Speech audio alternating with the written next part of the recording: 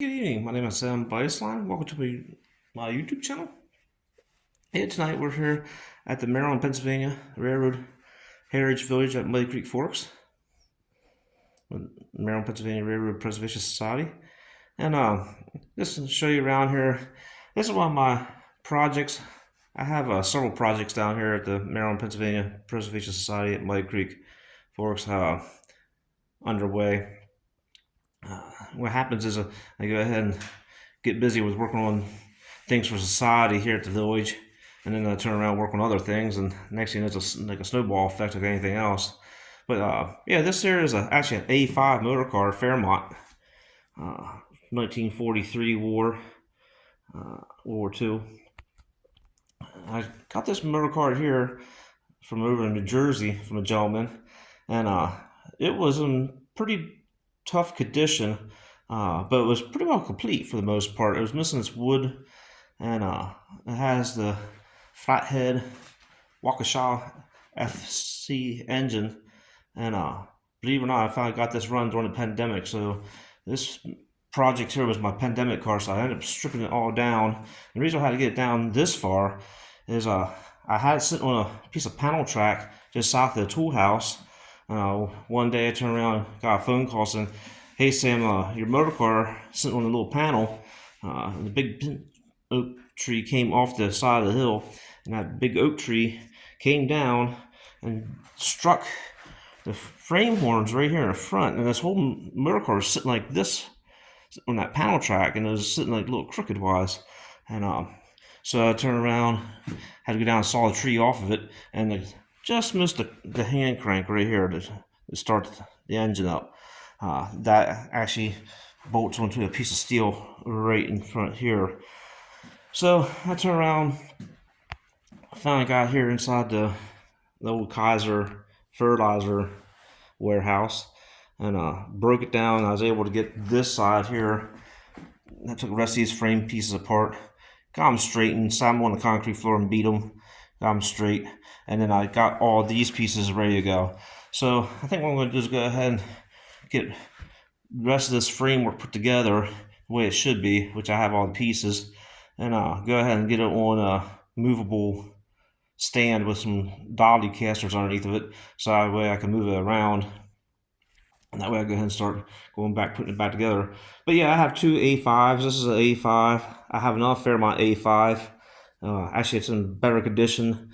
And then I have a Buddha motor car built in Harvey, Illinois. So the Buddha was my first railroad piece. So yeah, in this bay here, this here machine here is a walk behind tie extractor. It's a Fairmont. This machine here actually has a grabbing head for pulling railroad ties. So right now I have the head off. I'll show you what the head looks like. But you can actually push this down the track.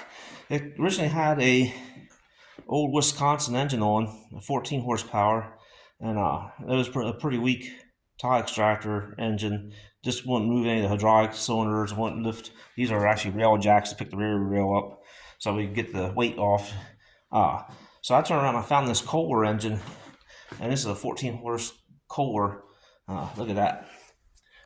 Made in the USA, folks.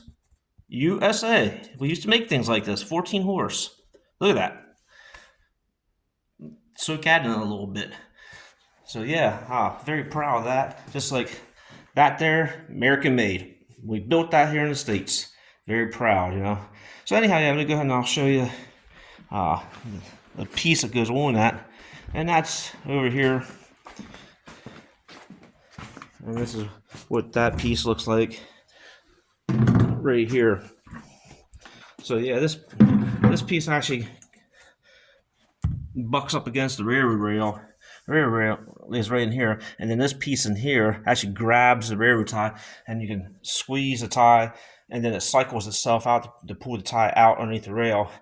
And about 4 times or so, you'll have the tie out. These little machines are cat's meow when it came to pulling railroad ties. Hand push it. You can have a backhoe pick it off the track, and sit back on the track, and very lightweight and very economical. You can actually put in the bed of your pickup truck, a high rail truck, and take it out the line. And then I had a little frame to pull it right here. This little toe frame that goes on those 2 pins right there. And you go ahead and pull it down the track and just hand push it. Just hand push it right here and push it down. So yeah, no. This one here, I put electric start on it, did all that. So yeah, I got time for getting a battery for it.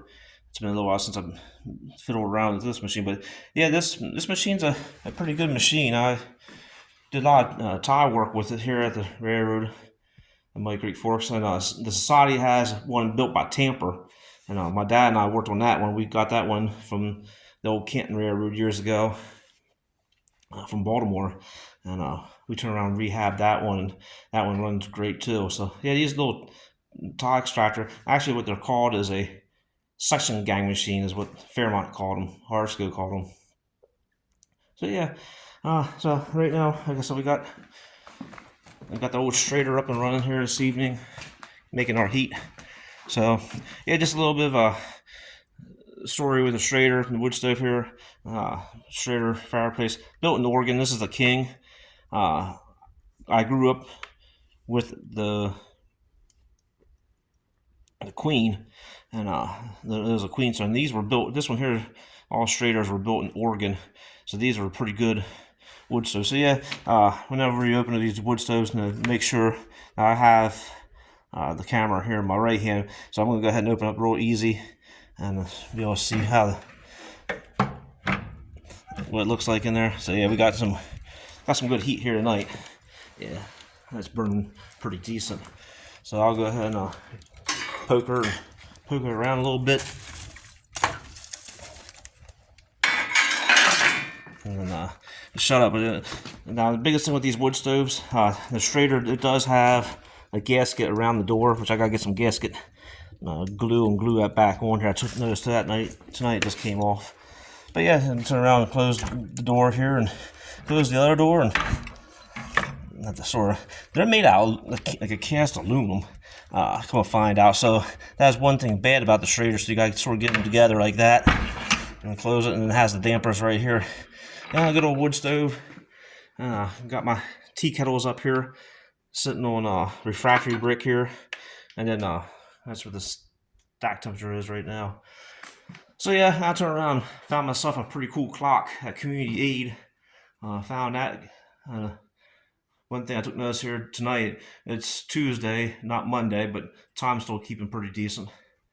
So yeah, I'm going to go ahead and get back down here and swing of things and keep on working on projects here in the shop. I'm going to keep on cleaning up down here too with 5S program. Basement of the barn, I got to get cleaned out. Top of the barn, I got to get cleaned out. And that's the barn is to my left here. I'll show you that sometime too. So, okay, I just want to show you what's going on here at Muddy Creek Forks, and hope everybody enjoys my Tuesday night evening at Muddy Creek Forks. Thanks for watching.